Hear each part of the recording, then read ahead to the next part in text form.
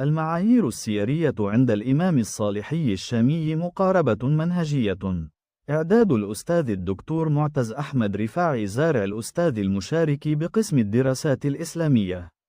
تعريف البحث: تعد دراسة منهج الإمام الصالحي الشامي في البحث السيري ومعاييره الدقيقة جوهرية في الدراسات السيرية المعاصرة، لكونه صاحب أضخم موسوعة في السيرة النبوية وعلومها، وهي سبل الهدى والرشاد في سيرة خير العباد.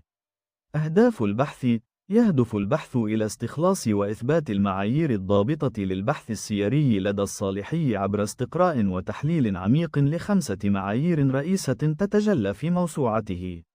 1. الأسس العلمية للبحث السيري، تركز على الأسس الجوهرية التي أقام عليها الصالحي موسوعته، وتمثل مرتكزات البحث العلمي الرصين، وتشمل: العنوان، المقدمة، الموارد، الأجزاء، الموضوعات، التقسيم، وتراجم الأبواب. 2 و3. منهج المقدمة ومنهجيتها في البحث السيري. يفرق البحث بين مفهومي المنهج والمنهجية عند الصالحي.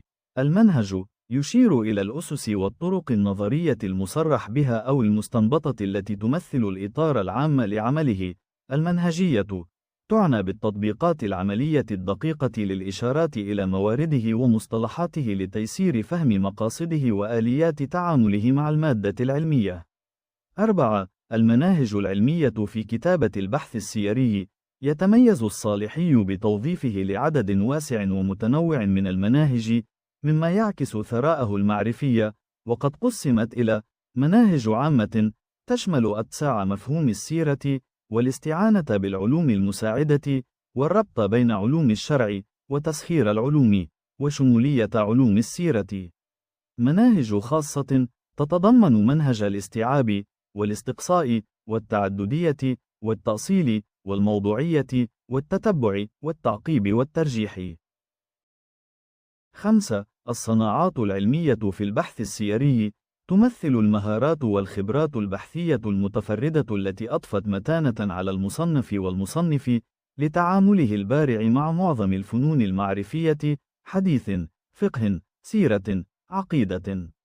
وقد شملت 9 أنواع رئيسة: الصناعة السيرية، الحديثية، اللغوية، الخططية، التراجمية، الفقهية، العقدية الأدبية، والمعجمية.